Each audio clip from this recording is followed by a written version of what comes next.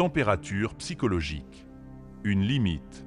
C'est le moment où le doute devient trop inconfortable, où le silence devient trop lourd, où le regard des autres commence à brûler.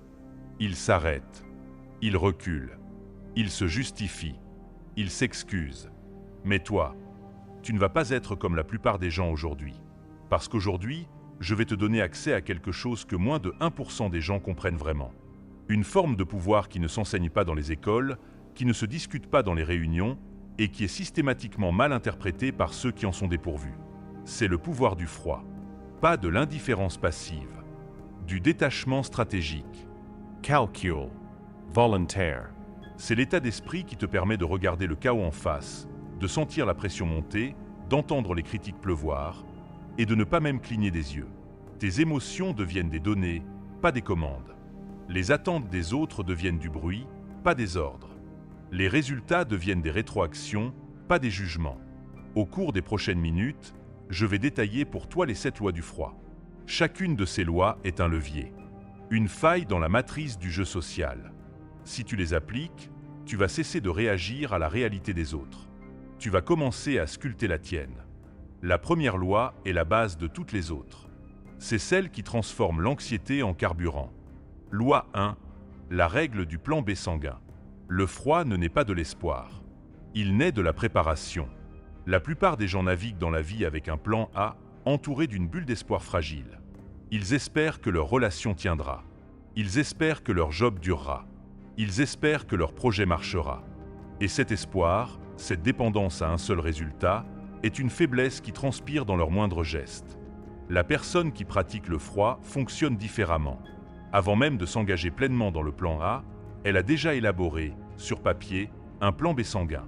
Pas un vague « je trouverai autre chose ». Non, un plan froid, détaillé, concret et exécutable dans la douleur. C'est la liste des numéros à appeler si tout s'effondre. C'est le montant précis qui reste sur le compte après 6 mois sans revenus. C'est la compétence qu'elle peut monétiser en 72 heures. C'est l'endroit où dormir si elle perd son logement. Pourquoi sanguin? Parce qu'il doit être si réaliste, si dépouillé de tout confort, qu'il fait froid dans le dos. Il doit envisager l'échec total, l'humiliation publique, la perte. Et il doit montrer la voie de la survie, même dans ce scénario. Ce plan B n'est pas là pour être utilisé. Il est là pour exister. Sa simple existence dans ton esprit change tout. Elle modifie ta biochimie. Elle assèche la sueur de l'anxiété. Elle remplace la peur de perdre par la certitude de survivre. Dans une négociation, cela se traduit par un calme qui déstabilise. L'autre partie sent qu'elle ne peut pas t'atteindre avec des menaces, car tu as déjà envisagé la pire menace et tu sais comment y répondre. Exercice concret, la nuit froide. Ce soir, avant de dormir, prends 20 minutes. Assieds-toi dans le noir et envisage l'échec le plus cuisant dans ton domaine actuel.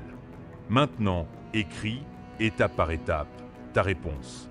Qu'est-ce que tu fais à J+1, J+7, J+30?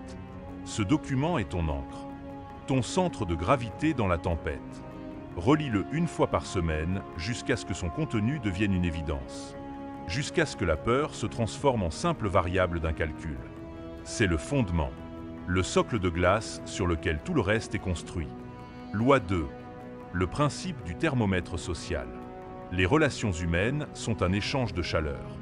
La plupart des gens sont des radiateurs émotionnels. Ils projettent leur chaleur, leurs besoins, leurs attentes, leurs désirs sur les autres et espèrent en retour un réchauffement, validation, amour, accord. C'est épuisant et c'est une position de faiblesse. La personne qui pratique le froid a internalisé un outil simple, le thermomètre social. Elle ne mesure pas la chaleur qu'elle ressent. Elle mesure la chaleur qu'elle reçoit. Sa règle est immuable. Tu ne donnes jamais plus de degrés que tu n'en reçois. Il met 3 jours à répondre à ton message. Ton temps de réponse devient 3 jours plus sain. Elle investit 50% d'énergie dans votre projet commun. Ton investissement plafonne à 50%. Il est poli mais distant. Tu es poli mais distant. Ce n'est pas du jeu. C'est de la physique sociale précise. C'est le refus de participer au gaspillage énergétique qui caractérise 90% des interactions. Cette loi te protège des vampires émotionnels, de ceux qui aspirent ton attention sans jamais la rendre. Elle te force aussi à une lucidité brutale. Si tu veux plus de chaleur de quelqu'un, tu dois d'abord en émettre plus. Mais ce doit être un choix calculé, pas un réflexe de besoin. Le signal que tu envoies devient alors limpide. Ma présence, mon attention, mon énergie sont des ressources rares. Elles s'allouent, elles ne se donnent pas. Les conséquences sont immédiates. Les relations triviales s'éteignent d'elles-mêmes, faute de carburant. Les relations de valeur s'équilibrent et se renforcent, car chaque partie sait que l'autre est là par choix et non par dépendance. Tu passes du statut de mendiant affectif à celui de banquier de ton propre capital relationnel. Loi 3. L'art de la chute contrôlée. La plus grande peur humaine n'est pas la douleur. C'est la chute. La perte de statut, de face, de contrôle. La culture du succès à tout prix nous enseigne à éviter la chute à tout prix, à paraître invincible. C'est un piège. La personne qui n'a jamais appris à tomber finit par se briser à la première chute réelle. La personne froide, elle, a fait de la chute un article. La chute contrôlée. Elle pratique régulièrement, volontairement, de petites chutes. Elle s'expose à de petits rejets. Elle teste des idées qu'elle sait potentiellement mauvaises. Elle demande des choses qu'elle sait qu'on risque de lui refuser. Pourquoi ? Pour désensibiliser le système nerveux. Elle apprend que le rejet est une donnée, pas une blessure. Que l'échec est un point sur une carte, pas une identité. Pour cartographier les limites. Chaque non reçu est une information précieuse sur le territoire réel, pas sur son territoire imaginaire. Pour cultiver l'agilité. Celui qui sait tomber et se relever rapidement est infiniment plus dangereux que celui qui reste immobile par peur de tomber. Son secret ? Elle découple l'action de l'identité. Elle peut échouer dans une tâche sans être un échec. Elle peut être rejetée sans être rejetable. Ton entraînement, choisis un domaine sûr. Par exemple, tes compétences professionnelles. Cette semaine, fais délibérément une proposition que tu penses trop audacieuse, qui a de fortes chances d'être rejetée. Observe la sensation. Note-la. Puis, avant même d'avoir la réponse, planifie déjà ta prochaine action, quelle que soit la réponse. Tu entraînes ton cerveau à voir le non comme une fin, mais comme une bifurcation. Quand les autres sont paralysés par la peur de la chute, toi, tu es déjà en train de calculer l'angle de ta prochaine descente. C'est ça, la liberté. Loi 4. Le système de filtrage polaire. Ton attention est ton capital le plus précieux, et il est constamment pillé. Le système de filtrage polaire est une méthodologie pour geler les distractions et ne laisser passer que ce qui est essentiel. Il fonctionne sur 2 questions, posées en séquence devant toute sollicitation, une demande, une opportunité, un drame. Question de pertinence glaciale. Est-ce que cette chose affecte directement un de mes 3 objectifs principaux du trimestre ? Tu dois avoir ces 3 objectifs écrits, spécifiques, mesurables. Sinon, tout est pertinent et rien ne l'est. Question de contrôle absolu. Est-ce que j'ai un contrôle à 100% sur le résultat de cette situation ? Si la réponse aux 2 questions est non GEL immédiat, tu n'y investis pas un cycle de pensée de plus. Pas d'émotion, pas d'analyse, pas de discussion interne. Non, merci. Silence. Passage à autre chose. Si la réponse à la première est oui, mais à la seconde est non-délégation ou observation. Tu identifies la personne qui a le contrôle ou tu observes froidement l'évolution sans t'y attacher émotionnellement. Tu traites cela comme une donnée météo. Si la réponse aux 2 est oui, action totale. C'est là, et seulement là, que tu déploies 100% de ton attention et de ton énergie. Sans retenue. Ce système transforme tes journées. Tu passes de la réaction constante au téléphone qui vibre, à l'email qui arrive, à la plainte d'un collègue, à l'action intentionnelle. Les autres vont te trouver froid parce que tu ne participeras plus à leurs petites urgences chaudes. C'est précisément le but. Tu ne chauffes plus que ton propre système. Et tu deviens, de ce fait, bien plus efficace. Loi 5. La communication cryogénique. La parole chaude est émotive, justificative, remplie de « je sens que »,« j'espère que »,« je crois que ». Elle cherche la connexion, parfois au détriment de la clarté. La communication cryogénique est l'antithèse. Elle repose sur 3 piliers. 1. La réponse différée. Tu brises le réflexe de répondre immédiatement, sauf urgence vitale. Tu laisses le temps agir. Une demande pressante devient souvent non pertinente après 24 heures de silence. Une émotion à chaud se décante. Ta réponse, quand elle arrive, est dépouillée de la chaleur du moment. 2. Le vocabulaire de l'évidence. Tu remplaces le langage de l'émotion par le langage du fait. Au lieu de « je suis vraiment frustré par ce retard », le délai n'est pas respecté. Quelle est la nouvelle date de livraison garantie? Au lieu de « j'espère vraiment que tu vas aimer mon idée », voici la proposition. Les bénéfices attendus sont à B et C. Je nécessite ta décision pour vendredi. Tu ne demandes pas l'approbation. Tu présentes des données et tu demandes une décision. 3. Le silence stratégique. Le silence n'est pas un vide à combler. C'est un outil.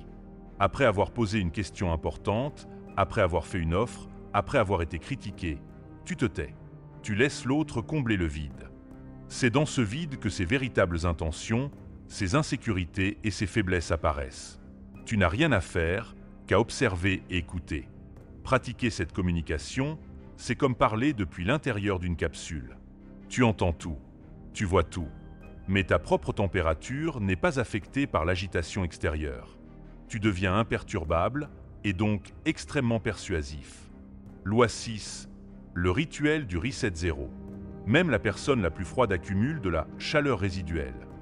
Les micro-frustrations de la journée, les déceptions mineures, l'énergie drainée par des interactions inutiles. Si cette chaleur n'est pas évacuée, elle s'accumule et finit par fondre la couche de glace. Tu deviens irritable, réactif, chaud. Le rituel du reset zéro est un processus quotidien de retour à la température de base. À l'indifférence calme. Il dure 15 minutes. Il est non négociable. Il se fait en fin de journée. Étape 1, l'expulsion. 5 minutes. Prends un carnet. Écris, sans filtre, tout ce qui t'a irrité, déçu, énervé dans la journée. Ne relis pas. N'analyse pas vite toi. À la fin, ferme le carnet. Symboliquement, cette chaleur est maintenant hors de toi. Étape 2, le lavage neutre, 5 minutes. Fais une activité sensorielle simple et neutre. Une douche froide, littéralement. Marcher dehors sans but. Écouter un morceau de musique instrumentale. Le but est de remplacer le bruit mental par une sensation physique simple. Réinitialiser le système nerveux. Étape 3, la réaffirmation du plan. 5 minutes. Ouvre ton agenda. Regarde uniquement les 3 actions les plus importantes de demain. Répète-les à voix basse. Demain, je fais A, puis B, puis C. C'est tout. Le reste est du bruit. Ce rituel nettoie le disque dur émotionnel. Il te garantit de commencer chaque nouvelle journée à 0 degré Celsius. Neutre, prêt, indifférent au drame de la veille et donc libre d'agir selon tes objectifs, pas selon tes réactions. Loi 7. L'éthique du gardien. La puissance froide, sans cadre, devient de la cruauté. L'égoïsme est pur, et cela finit par se retourner contre toi. La dernière loi, et la plus importante, est l'éthique du gardien. Le froid n'est pas une finalité, c'est un outil. Et tout outil puissant nécessite un code d'utilisation. L'éthique du gardien repose sur 2 promesses que tu te fais à toi-même. 1. La promesse de protection. Je n'utiliserai ce détachement que pour protéger mon espace, mon temps et mon énergie afin de construire ce qui est important. Jamais pour nuire gratuitement ou exploiter la faiblesse des autres. 2. La promesse de chaleur ciblée.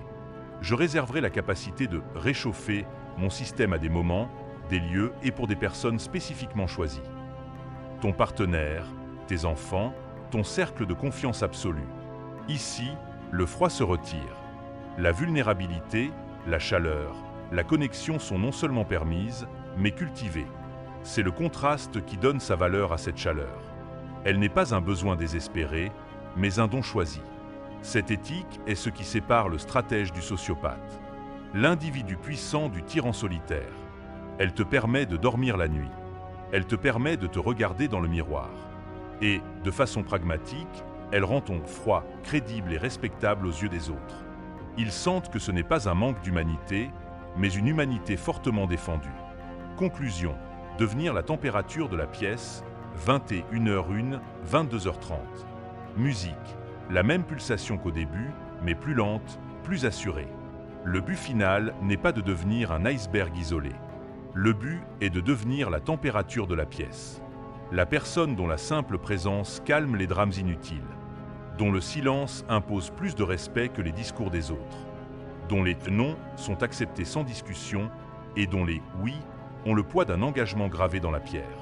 Tu ne contrôles plus par la force ou la manipulation. Tu influes par ta stabilité même. Commence aujourd'hui par la loi 1. Passe ta nuit froide. Écris ton plan B sanguin. Demain, pratique le thermomètre social dans une seule interaction. Avance, loi par loi. Gèle ce qui doit être gelé. Préserve ta chaleur pour ce qui en vaut vraiment la peine.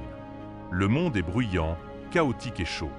Il a désespérément besoin de gens qui savent rester froids. Tu viens de voir le plan. Maintenant, l'exécution. Abonne-toi. La prochaine leçon est encore plus froide.